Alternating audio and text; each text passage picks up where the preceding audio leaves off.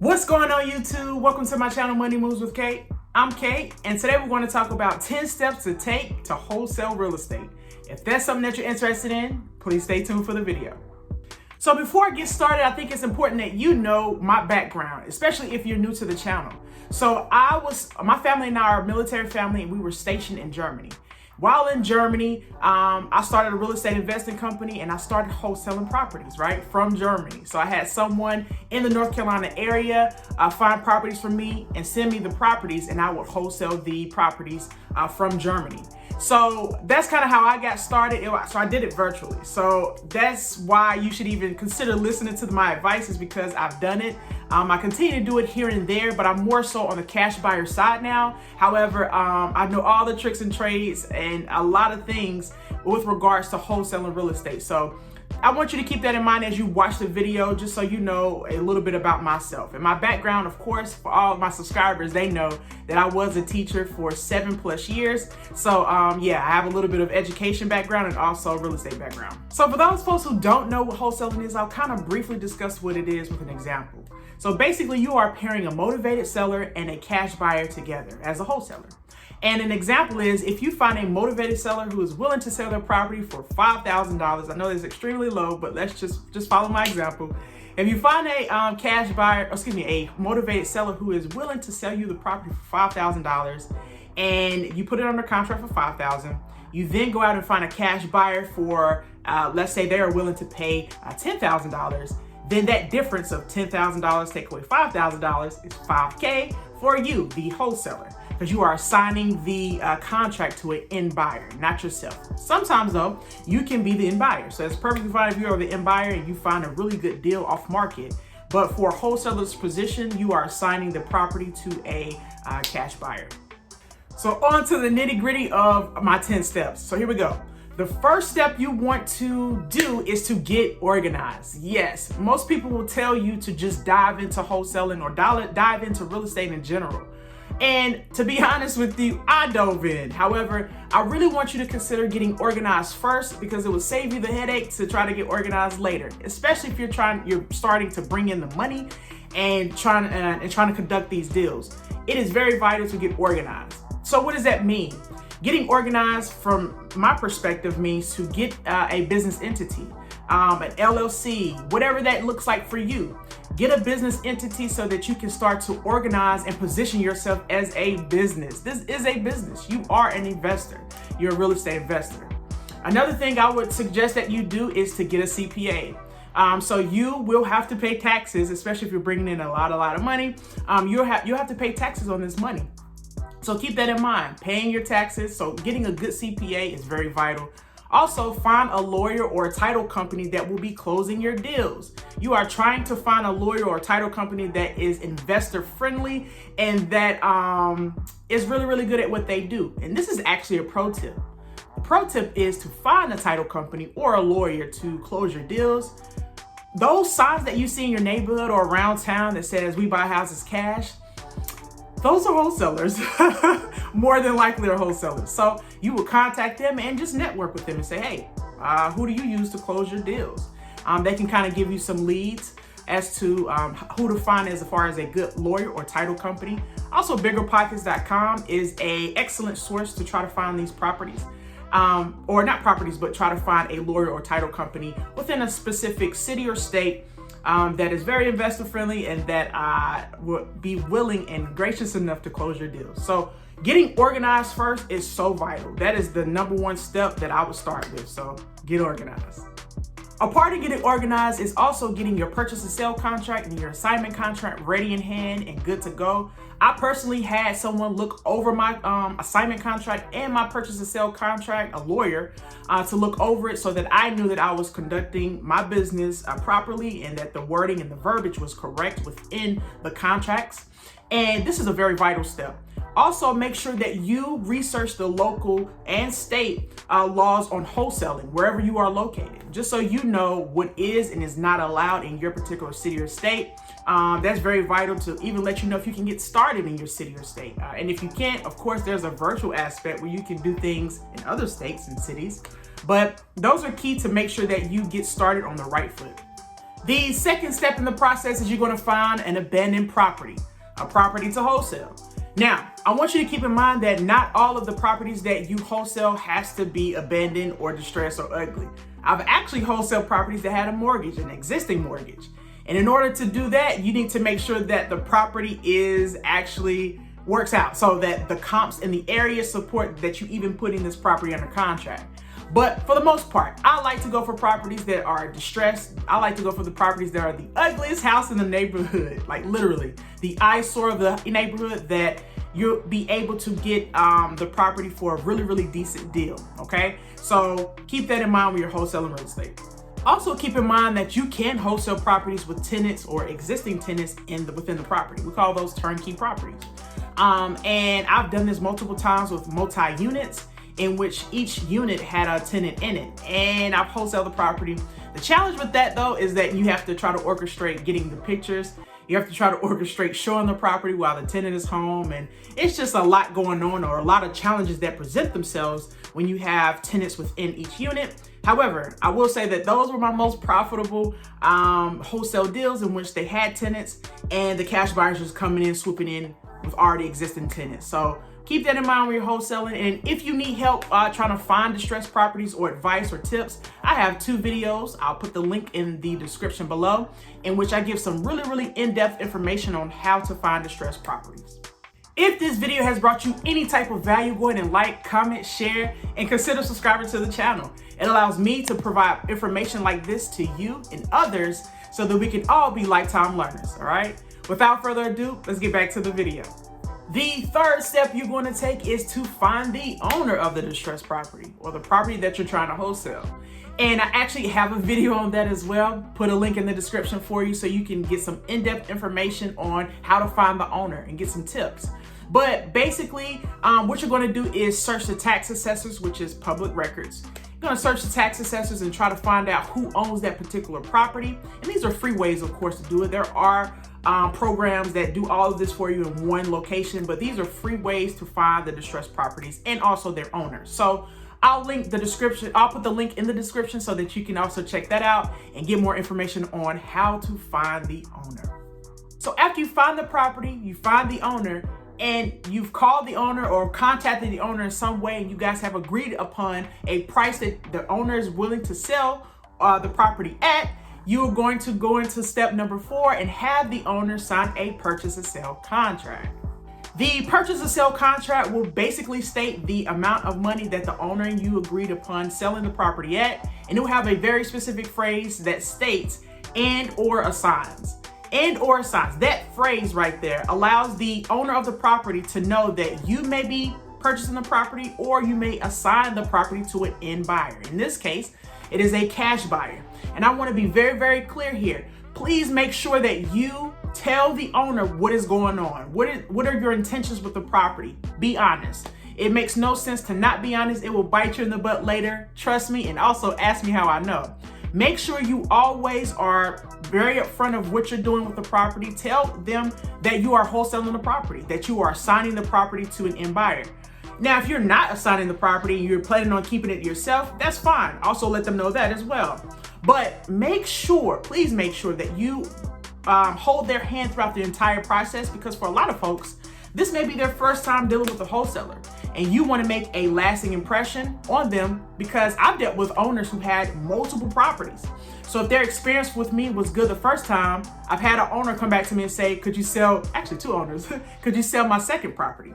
I've also actually sold the same property twice, if that makes any sense, right? So my point is, make sure your rapport is good, make sure your communication is good, make sure that you set the tone of positivity, and that you're very, very honest, because at the end of the day, you want them to trust you, because they do have an asset, right? And you don't want to be sneaky or sly with any of your tactics. So just be honest is my ultimate advice here. Step number 5, you're going to take the purchase and sale contract and you're going to hand it off to the lawyer or title company of your choice. And the reason why you're handing the purchase and sale contract off to them is because you want them to conduct a title search. Yes, a title search is very important in this entire process, because you don't want to just take the owner's word for it. Trust me again here. I've had plenty of opportunities to talk to folks and they say, yeah, sure, I own it free and clear. There's no mortgage. Come to find out there is a mortgage, and a whole slew of horror stories that I have in my catalog of wholesale stories. So just keep that in mind. Make sure you have a title search. Now, my rapport, this is very vital too. Ensure that your rapport is very solid with your lawyer or title company, because my rapport with my lawyer that was closing my deals allowed me to pass that title search, the money that it would cost for a title search. They allowed me to pass that on to the cash buyer. So the cash buyer was paying for the title search, closing costs, and any encumbrances, okay? And the cash buyer knew that. So keep that in mind when you're looking for a title company or a lawyer to close your deals. Not all of them are treated equally. So yes, that's step number 5, is to get a title search. So after you have the title search back and you know whether the property has encumbrances or things that the owner didn't disclose to you, or that the property is free and clear and you're good to go, now what you're going to do is find a cash buyer, which is step number 6, finding a cash buyer. So I have an in-depth video on how to find a cash buyer, so I won't get into any details here. I'll link that video in the description and below so you can check it out. But yes, finding a cash buyer is very vital. And I also encourage, my opinion, of course, my perspective, I encourage you to find the home first that you're trying to wholesale, find the cash buyer later. Why is that? I encourage that because the cash buyer will come if the deal is fantastic. They will come in flocks. Like literally, I was doing group showings to these properties, because if it's a good deal, it's off market and they have the cash on hand, let's go, and they're ready to go. So keep that in mind as you look at number 6, or step 6, is to find that cash buyer. Number 7 is to have the cash buyer sign the assignment contract. Now within that assignment contract outlines a non-refundable earnest money deposit that I require for my cash buyers, because you have to think about it. I come in contact with a ton of cash buyers and not all of them are serious. So for them to put a deposit down on the property to say, yes, I am serious, lets me know that they are not a tire kicker. In the wholesaling world, we call tire kickers people who lead you on and make you think they have the money and make you think everything's kosher. And there are ways to combat knowing if they have the money, that they're serious, even before they signed the assignment contract. But in the event that they've signed the assignment contract, you require a non-refundable deposit. And I actually have a great story with that. Great for me, but not necessarily for the cash buyer. So my story is one lady, she wanted to purchase a property that I had. It was a really amazing deal. And she put her earnest money deposit down. She put, I think it was $1,500 down as her deposit. I was like, cool. Time goes on, closing is approaching, and she was not ready to close. It was like something came up time after time. I'm like, what is going on? So we try to be patient. The owner tried to be patient. Was like, okay, we can postpone it a couple more days. But after that point, no, we have to close on it. And I had that in my disclosure as well, as far as my assignment contract. And they just didn't meet the mark. So technically, that $1,500 that they had went to me, right? And I had a buyer lined up right behind her. So we were able to close within like 2 days, because I already knew something wasn't right. And I was like, let me get another buyer in here just in case. And I didn't have them sign anything, but I just had them lined up in the event that this particular buyer, that she didn't work out, which she didn't. So having a non-refundable deposit is very vital in the process, because essentially, if somebody signs for the property, you are holding up the process and holding up everybody else who may be interested in purchasing that property. So you're taking it off the market. And for that, there's a fee. And that's where the non-refundable deposit comes in place. Step number 8 is approaching, and step number 8 is cool because you are nearing step number 10, so you're trying to get that money. So step number 8 is you're going to give the assignment contract to the lawyer or title company of your choice. And what they're going to do is tell you their availability to close for both the owner and the cash buyer. A lot of times, it depends on your rapport with your lawyer or title company. A lot of times, my paralegal would tell me, hey, we're available on, this date. Go ahead and orchestrate everything. So I will orchestrate, telling, hey, owner, are you available this day? Hey, cash buyer, are you available this day? Just depends. Sometimes the lawyer's office does it, or the title company. But the main point you need to know here is that you have an official date to close, right? So you're closer and closer to step number 10. It is also very important to note that you should not ever have the cash buyer and the owner of the property meet each other, right? Even before closing. After closing, doesn't matter.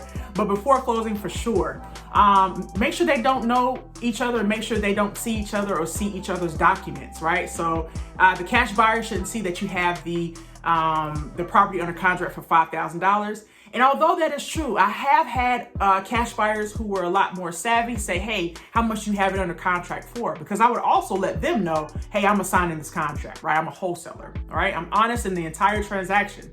And for that, I would be transparent and give them the assignment contract, or excuse me, the purchase of sale contract I had with the owner, because there are no secrets, right? So he would know, or she would know, how much I have the property under contract for. So that's acceptable in the world of wholesaling. You don't necessarily have to disclose the information, but a lot of times they do want to know, well, you know, I'm paying $10,000 for it, but how much money do you have it under contract for? And I would only disclose that though after they had signed the assignment contract. I wouldn't do it prior to, because it could just make the deal fall through. Some people may do that, and that's fine, but how I did it was, you know, you sign the assignment contract and I'll definitely let you know. And it just kind of depends on the situation. If you know that buyer is like completely serious, that's another thing. But yeah, they may ask to see your purchase of sale contract with the owner. So keep that in mind and be open to sharing that information if you feel that it's necessary. So yeah, keep that in mind. So now we're on step number 9. So we're getting close, right? So step number 9 is the deal closes. Everybody signs, right? So the owner signs, the cash buyer has signed and has put up the money or paid for the property.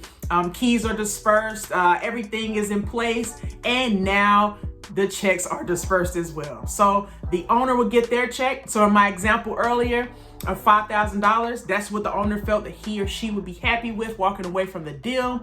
The owner gets their money. I receive my profit from the, or we call it an assignment fee. I receive my assignment fee in the whole transaction, and the cash buyer walks away with a great deal that was off market, and they can do some things with it, whether they are going to rent it out or flip it, right? So it's a win-win-win. That's how I looked at it. So keep that in mind when you are wholesaling real estate. That step number 9 is very, very important. It's a good thing. It's a good day, happy day. But it does require a lot of patience. So I don't want you to think that this is a quick process. It can be with experience and time. But just be patient with the process, and just hold your integrity throughout the entire process and transaction. Step number 10 is you're going to rinse and repeat. So invest your profits back into yourself, back into your company, and also try to develop an exit plan. Wholesaling was never a thing that I wanted to do for my entire life. I wanted to get the money up and save enough money so that when I was presented with those particular deals that were excellent deals, I would be able to pay for those deals myself and be the end buyer, the cash buyer. So that's where we are now, but it took time, right? And it took a lot of deals and a lot of cash for me to even get to this point. But the thing I want you to remember is that the wealth or wealth building is in the asset. So having an asset is where the true wealth is, especially long term. Now, I was getting paid, still do from time to time, get paid very, very well from wholesaling, but that's a chunk of money at one time. And I don't have a recurring, unless I continue to produce a service and wholesale, I don't have a recurring profit from that money that I receive. Now, taking that money and purchasing a property myself for a rental or flipping it or whatever the case may be, but for us, it's a rental. It allows us to have an asset in which true wealth is gained and built over time. So I really want you to try to develop an exit strategy. Wholesaling can be the thing you do for the rest of your life, especially if you're excellent at it. But if it's something that you want to dabble in here and there and you now have the freedom to because you saved enough money, I think that's very vital to keep that in mind. Develop an exit strategy so that you are able to take advantage of these properties. I can't tell you how many times I've passed over a duplex, for instance, because I didn't have enough money and I was wholesaling, but I didn't have $20,000, $30,000 on hand at that time to purchase that property because mismanagement of money. And again, I didn't have an exit strategy and I wasn't saving that money. So please save that money because the asset or wealth is in the asset. And the asset is the property. So save that money, reinvest into your company. That's the end of my video. Thank you so very much for making it to this point. Until next time, guys, you stay blessed. Peace.